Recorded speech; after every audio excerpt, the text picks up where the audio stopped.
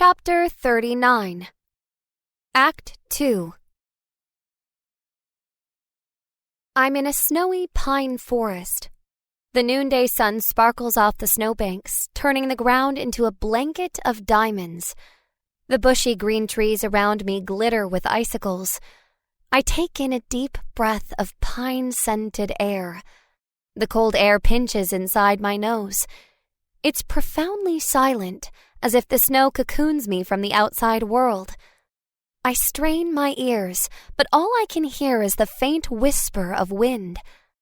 I take a hesitant step and smile as the snow crunches beneath my boots. I've never walked through snow before. I saw snow in Eridet City once, but it was gathered into dirty, urine-stained clumps in shady gutters. The snow around me now is pure and fresh and clean. I reach down to scoop up a handful. The snow is light and fluffy. I toss it into the air and watch as it scatters into thousands of glittering flakes. I open my mouth and feel a tiny speck of cold dissolve on my tongue. The attention to detail is amazing. I reach down again and attempt to gather snow into a ball. It's dry and powdery and doesn't want to stick. I squeeze my hands tightly to pack the snow together. The damp coldness seeps through my gloves. You'd think they'd make virtual gloves more virtually waterproof. Oh well. I toss my newly compacted ice ball into a snowbank. It disappears with a poof of snow dust. "Emily Starp," comes a voice from everywhere and nowhere. "Please walk toward the pond to complete your tutorial." Pond? I turn to my right. Sure enough, about 60 feet away, a small pond lies coated in a thick layer of opaque white ice. Has that always been there? I take a step toward the pond, and suddenly I'm not in full control of my body. My leg muscles move, my feet trudge through the snow, but I'm not making a conscious choice to move them. I'm a passenger in my own body as it walks confidently toward the pond. I feel trapped and worried I'm going to plunge through the ice into freezing water. I fight my muscles for control, flail around a bit, and end up face-planting in the snow. "Emily Starp," the disembodied voice comes again. "Please do not fight the simulation." I sit up. My face stings with cold as I brush snowflakes from my hair. I'm in full control of my body again. I push myself to my feet and stand perfectly still. The pond is now only 20 feet away. I hear nothing but the soft breeze and the occasional plop of snow falling from the pine trees. I take another deep breath and feel the cold, dry air rush into my lungs. Then I step forward. Again, my body moves without my volition. Instead of fighting it, I will myself to relax into the movement. I begin to appreciate how skilled the motions are. I don't know the first thing about walking through snow, but somehow my body does. I feel myself bending slightly forward to balance my center of gravity directly above my feet. Each high-kneed footstep lands flat-footed to more evenly disperse my weight. I try to memorize the feel of each movement in case I have to walk through snow on my own someday. I'm so focused on watching my feet, I don't notice the pine stump until my body stops in front of it. The stump is about 2 feet in diameter and sits directly on the pond's bank. It's been cleared of snow, but it's not empty. Resting atop the stump is a pair of ivory white ice skates with bright silver blades. "Am I supposed to put these on?" I ask out loud. There's no response. I look around for any signs of instruction. There are none. I shrug and pick up the skates. Nothing happens. I sit on the stump and pull off my snow boots. For the first time, I realize I'm wearing thick red socks. Are you supposed to wear socks with ice skates? I have no idea. I leave the socks on and lace the skates tightly on top of them. Then I swivel on the stump so my feet hang over the ice pond. I have no idea how to ice skate, but I have a hunch my simulated body will. I plant my feet firmly on the ice, bend my knees, and push off from the stump. There's a moment of sheer panic as my body lurches forward, ready to faceplant. Then my muscles take over. Right, left, right, left. My legs carve a smooth, gliding rhythm around the pond. My mouth splits into a wide grin of amazement. I don't even mind the cold air stinging my teeth. My movements are so graceful and poised. I love everything about this. The brisk wind rushing past my face, the crisp grind of the blades on the ice, the tension and release in my calves and hamstrings. I feel like I'm flying. That makes me think. As I round a corner of the pond, I bend my left knee and swing my right leg forward. I still don't fully know what I'm doing, but this feels right. I kick my right leg forward and use its momentum to launch myself twirling into the air. I close my eyes and wait for my simulated body to kick in and take over the jump. For a heart-stopping moment, I'm on my own. Then my right knee bends to take the force of impact. I stick the landing and sail smoothly backward across the pond. I'm breathing heavily with excitement and exertion. I briefly wonder what I must look like in my VR immersion rig.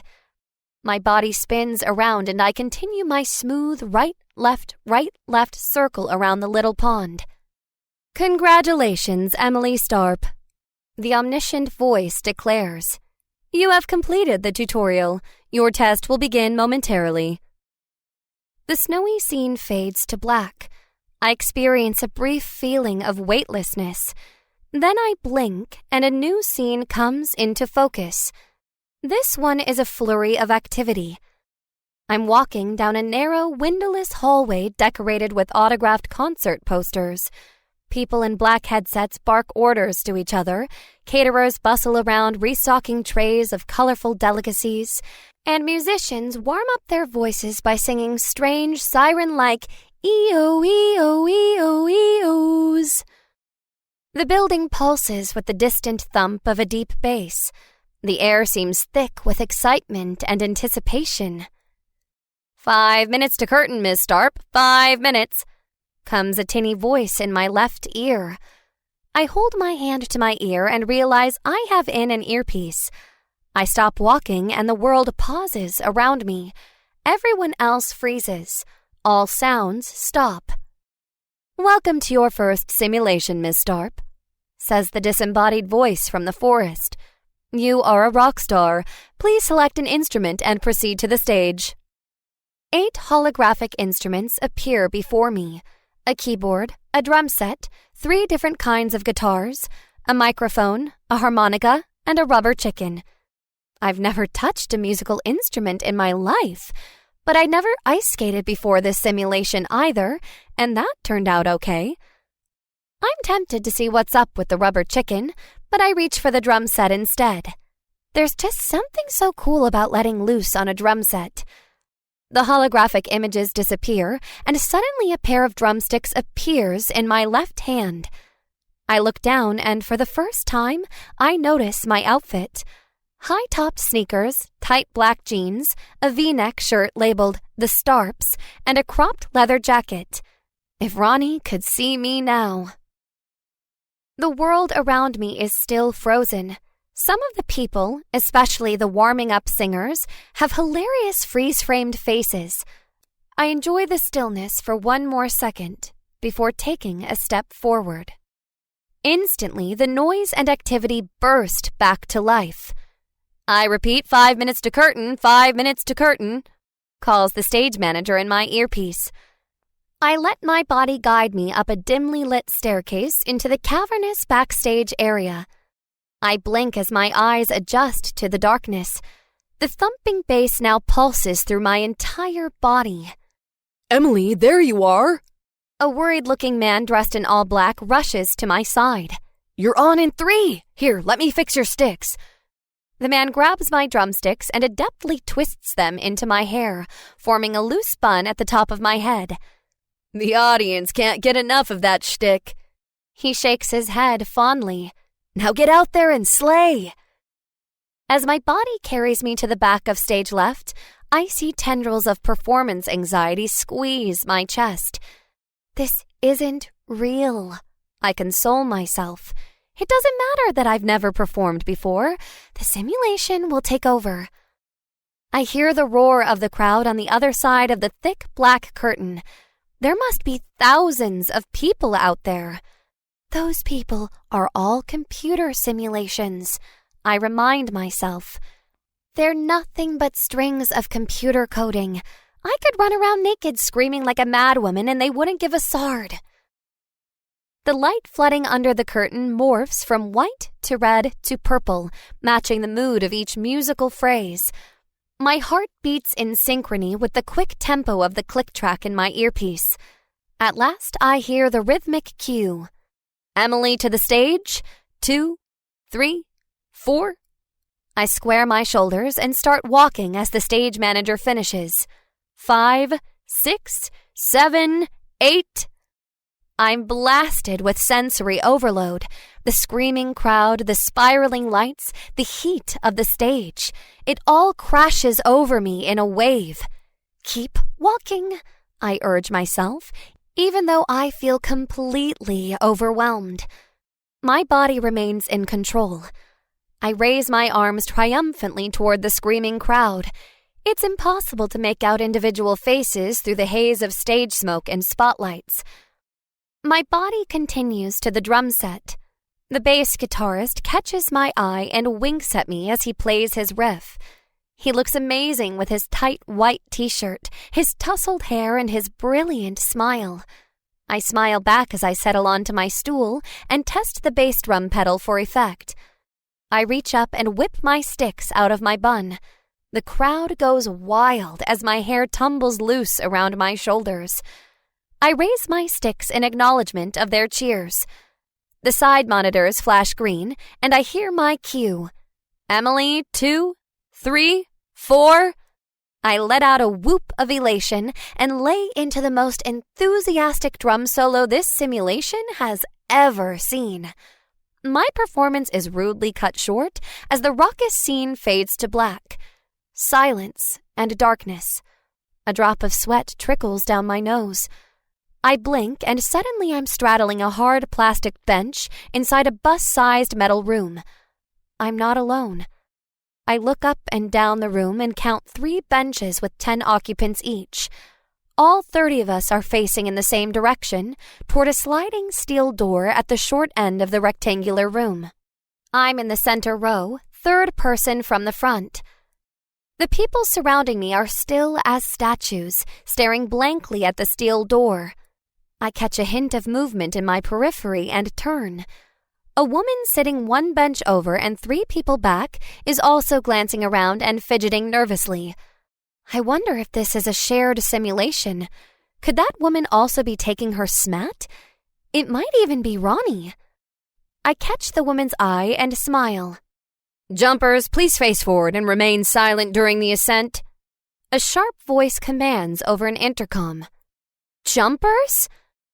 I finally register that we're all wearing matching blue jumpsuits with full-body harnesses attached to thick black backpacks. Oh, sword! The metal room is hot and stuffy. Is it just me or is it getting harder to breathe? Why aren't there any windows?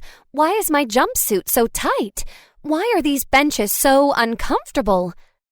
There's a loud hydraulic hiss and the overhead lights shake slightly. I feel the same heavy shift of weight in my stomach that I associate with going up in an ascender. I brace my hands on my knees. A panel flashes to life above the sliding steel door. 20 feet, 50 feet, 100 feet, it reads. It must be tracking our altitude. At 500 feet, an uncomfortable pressure builds in my ears.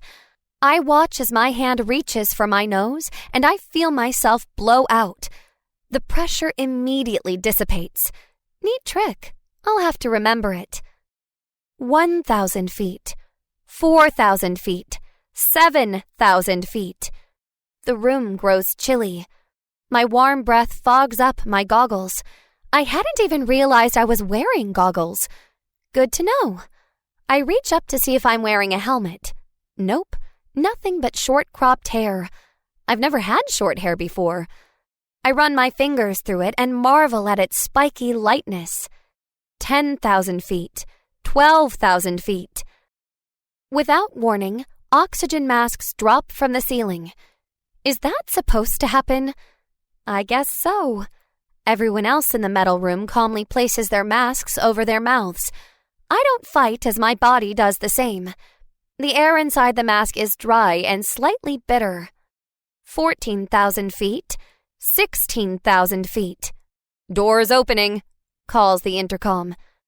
There's a sudden roar of wind as the steel doors slide open. The pressure dips. I'm surprised we're not all sucked out. I guess our box wasn't fully pressurized. The light coming through the open door is blinding. I can't make out anything besides a bright white rectangle of light. First jumpers ready, orders the intercom.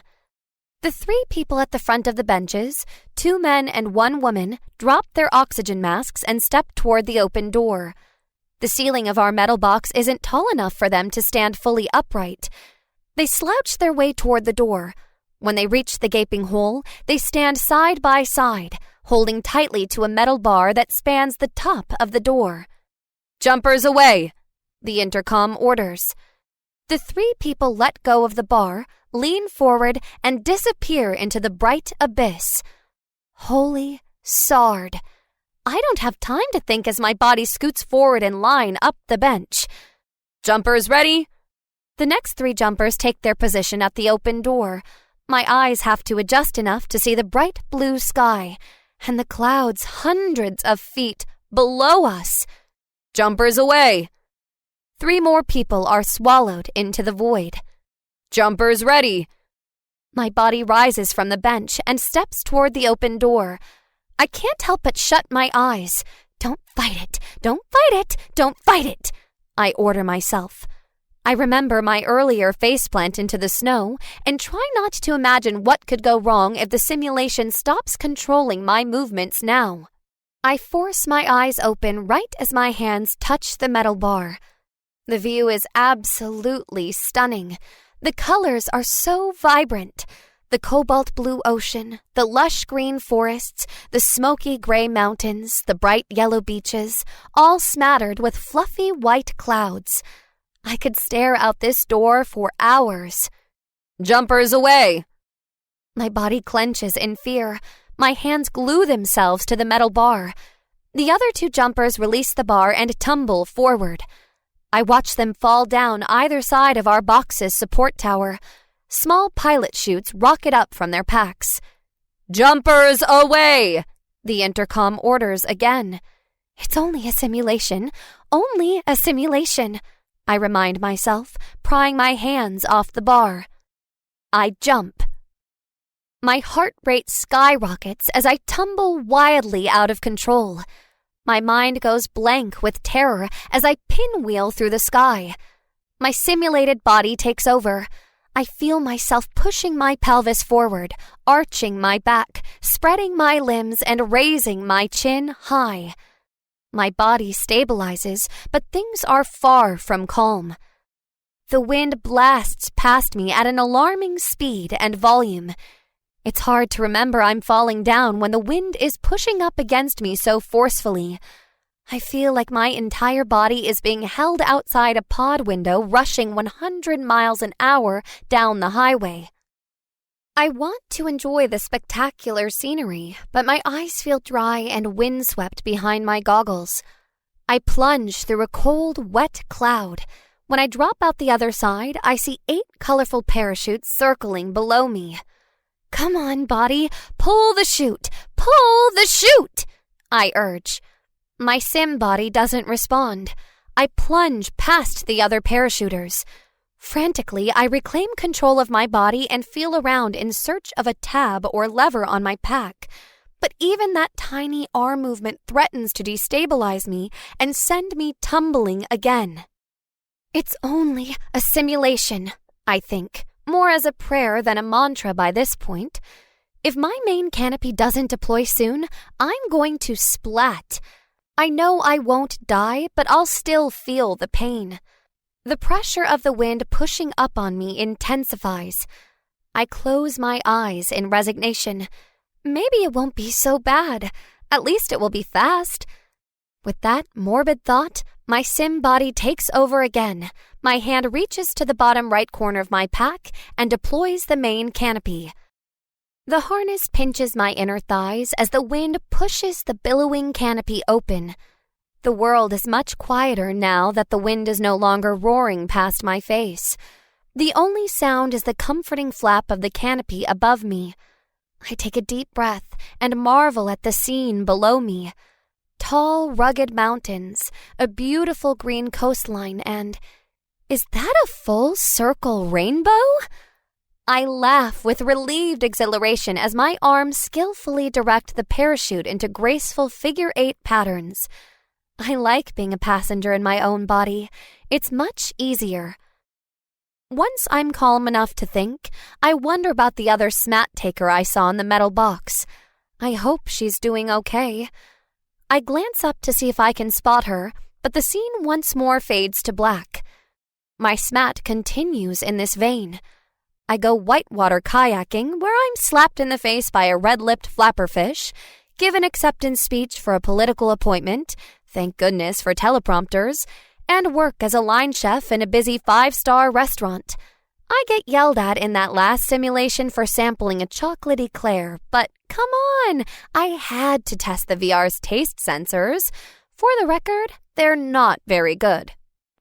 Now I'm standing in full body armor, victoriously waving a purple flag over the side of a small sailing schooner.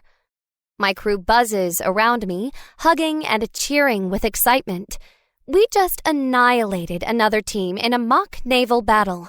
Our opponent's ship is smeared in a rainbow of defeat from our paintball cannons. I look fondly at my 20 or so crewmates thronging around me. There's no way they're computer simulations. During our battle, they showed far too much adaptability, far too much humanity for me to believe they're only strings of computer coding. I wonder if this is another shared simulation. "Hey, Lois," I call to the woman who fired the final winning shot. "Are you taking your smat?" She stared at me wide-eyed. "OMP, are you real? I thought you were all computer simulations." An instant hush falls over the crew. A couple who was getting handsy with each other looks mortified and breaks apart. "I'm real," a guy named Charles volunteers. "Hey, me too!" "And me," chime in the rest of the crew. "Yo, did anyone else have to rappel down that active volcano in the last scene?" someone asks. A sudden burst of conversation overtakes the ship. People excitedly compare notes from previous simulations and ask each other where they're from. "Please cease all chatter," booms the omniscient voice. "This concludes your stress management assessment test. Please remain still until a VR attendant comes to release you from your rig." The scene fades to a final black void. I wait. And wait. And wait. I roll my shoulders and stretch my arms above my head. It's weird having my eyes open when the world is completely black. What's taking so long? I'm tempted to remove my VR helmet on my own. "Emily Starp," says the omniscient voice, startling me. "You have been selected for an extra simulation. Please stand by." "Extra simulation?" I ask, not bothering to hide the displeasure in my voice. The smat was fun and all, but now I'm mentally exhausted. Plus, I sort of have to pee. "Please stand by," the voice repeats. I sigh and close my eyes, waiting for this extra simulation to begin. It opens with sound. The soft beat of smooth jazz mixed with murmuring voices and clinking glasses. I blink and I'm sitting in a luxurious multi-level ballroom. Crystal chandeliers glow dimly beneath a high gilded ceiling. The ballroom has a large illuminated dance floor surrounded by dozens of small tables draped in crisp white tablecloths. Bright-eyed young adults of all shapes, sizes, and colors mingle around the room. They sip cocktails, laugh at each other's jokes, and hold each other tightly as they sway to the sensuous rhythm of the music. Everyone is impeccably dressed in well-tailored suits and flattering evening gowns. I survey this romantic scene from a small two-person table tucked into the corner of the ground floor. I see my own legs crossed long and elegantly in front of me. Their length is exaggerated by a pair of classy black stilettos. My simulated body better know how to walk in those, 'cause I sure as SAR don't. I glance behind me and notice the wall is made up of tall mirrors. I see my reflection, but it's virtually unrecognizable. My simulated body is slim yet sexy, tall yet not overbearing. My hair is a smooth curtain of luscious auburn silk. I'm wearing a shimmering crimson evening gown that plunges low in front and clings snugly to my narrow waist. My large sapphire eyes seem to glow. My face has been painted with the perfect amount of makeup to signal I'm searching but not desperate. I wrinkle my nose at the reflection just to be sure. Yep, that model body is mine. Well, alrighty then. Time to figure out what I'm supposed to do in this simulation looking like this. I turn back to the ballroom and notice a few people throwing appreciative glances in my direction. To my surprise, their attention doesn't bother me. On Paradise, I hated when older men stared at me and smiled. It made me feel gross, like they were mentally fondling me. But here in the simulation, I find myself matching the men's gazes and smiling back. Maybe it's because these men are young and attractive. Maybe it's because I'm being influenced by my sexy simulated body. Maybe it's because this all feels like a game and I want to see what will happen. But whatever the reason, I'm enjoying this eye flirting. It makes me feel powerful and desirable and in control of what I want. And then I see him, the tall man watching me from the shadow of the cocktail bar. There's something vaguely familiar about the man. I wrinkle my brow, trying to remember where I've seen him before. My brain supplies images of a well-dressed stranger leaning on a bright red hot rod. Could it be? The mystery man catches me staring and grins. He gives me the same two-finger salute he gave me in that erudition alley over 11 months ago. Wow, definitely the same guy then. Had he been this attractive when I'd first seen him in Erudite? If so, I hadn't fully appreciated his beauty. My eyes now drink in his features. His strong, broad shoulders, his perfectly tousled hair, his well-defined jawline, and those stunning blue eyes that sparkle with intrigue. He meets my gaze and winks. I blush and tuck a strand of hair behind my ear. Why did I do that? And why are my insides melting into warm goo? I remind myself this is only a simulation. There probably isn't even a real person behind that handsome facade. Most likely, the test plucked his image from my memory as a potential love interest. Then it pasted his face onto a computer-generated character and edited him to be as handsome as possible. He's probably just a computer simulation designed to be irresistibly attractive. So why do I feel so excited when he gestures for me to join him? I consider the invitation. Going to him is probably what I'm supposed to do, what the SMAT wants me to do. But what will happen? And will I enjoy it? I calculate the risk. No matter what happens in the simulation, my body is safe in an immersion rig in the testing center. This isn't real. Nothing bad can happen. There is no real risk. I rise to my feet, lithe and sultry in this body. My legs take slow, slinky strides toward the bar. My hips sway more than is strictly necessary for movement. I suppress a self-conscious snort. If I tried these movements in my real-world body, people would laugh at me. But here, with this body in this outfit, people only watch in admiration. The mystery man holds out his arm to me as I approach. "Care to dance?" he asks. His voice is rich and sonorous, Or as Ronnie would say, like a jaguar purring inside a cello. I accept his proffered hand. Are you any good? That's a risk you'll have to take. He smiles impishly, then wraps his arm around my waist and leads me onto the dance floor. Mystery Man turns out to be an excellent dancer. With strong, experienced arms, he guides me through a slow tango. I've never even heard of tango before. But fortunately, like in the rest of the smat, my body knows exactly what to do without my interference. The music lulls into a sultry hum. The seductive, most likely a computer simulation, pulls me into a reverse embrace position.